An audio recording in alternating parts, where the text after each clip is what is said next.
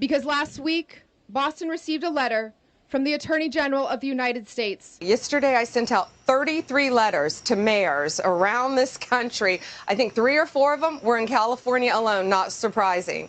I sent out letters to all of these mayors and to the governors saying, you must comply. We want to know what you're doing to comply with our federal government. So we're going to see, I'll let you know how they respond. They have 5 days to respond to me. At a time when this federal administration is already causing so much fear and harm in our communities, these threats are serious and consequential. But our same communities have told me loud and clear that silence in the face of oppression is not an option.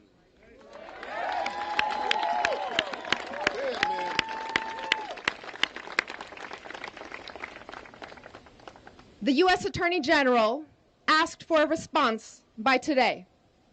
So here it is.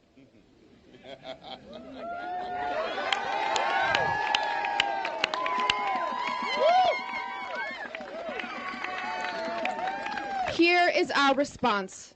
Stop attacking our cities to hide your administration's failures.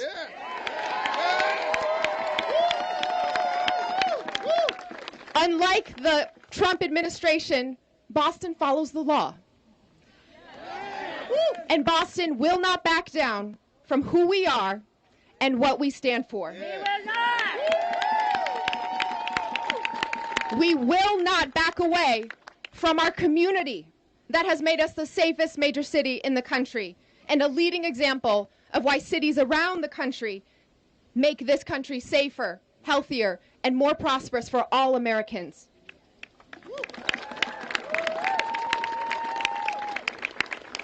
To all the federal officials attacking communities that embody diversity, creativity, and moral clarity, we mayors said this in D.C. nearly 6 months ago, and I'll say it again today.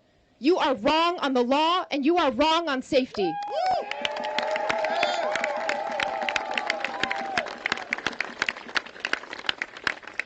Most of all, you are wrong on cities. The cities that live in your minds are totally foreign to the residents living in our cities. And we are picking up the pieces of your failures to deliver on your promises. Under the Trump administration, groceries are less affordable, housing is harder to build, cures for cancer are farther away, and good news on our economy has been as hard to find as the Epstein list.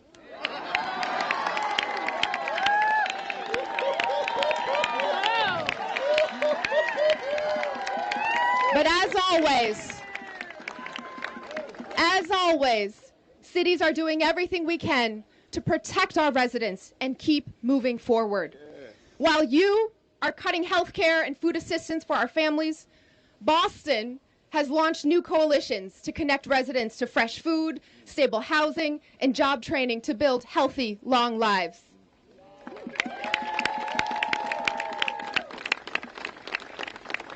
While you attempt to unlawfully cancel grants for our schools and roads, we funded 10,000 paid summer jobs for our young people, opened 1,000 new seats in free, high-quality early education classrooms for our littlest learners, fixed more than 27,000 potholes, and repaved more than 80 miles of city streets.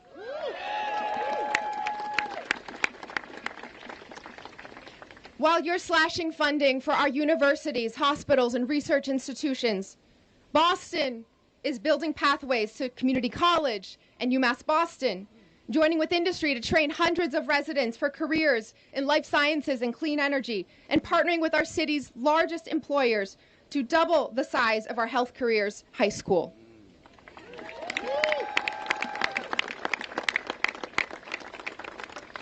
While you deploy military personnel to occupy American streets, we are building community safety. Our police don't have to hide their faces.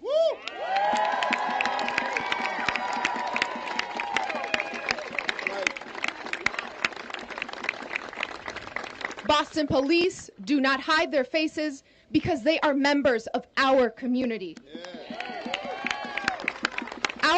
enforcers keep us safe by getting to know our residents, not working to remove them. Back in June, the city of Boston filed a Freedom of Information request with ICE, demanding the bare minimum of transparency from our federal government. ICE talked a big game, promised that they would get us information, and it's been 2 months without any answers. So today, we will file a formal appeal, insisting that ICE produce the public records we asked for, and we're prepared to take additional legal steps if they continue to refuse transparency.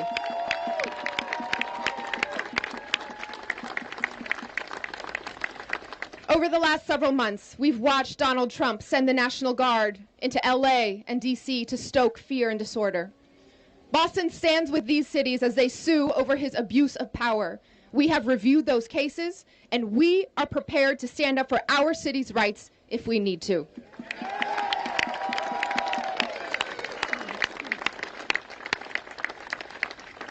Your attacks all come back to a common aim. The Trump administration seeks to divide, isolate, and intimidate cities and make Americans fearful of one another. But Boston is proof of something far more powerful than lies and intimidation. That safety and community come from loving your neighbor as yourself.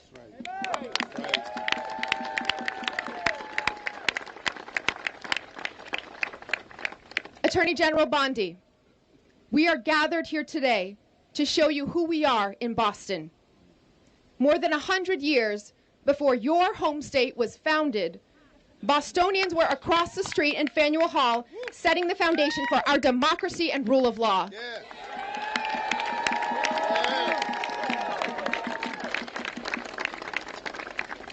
100 years before that, Bostonians were founding the first public school and public park in the country. This has always been a city of revolution, of innovation, of standing up for the public good, and never bowing down to tyranny.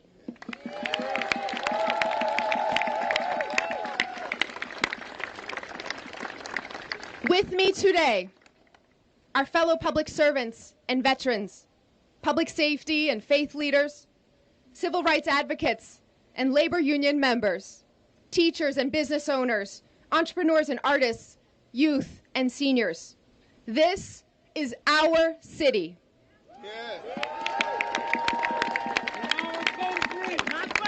This is our country.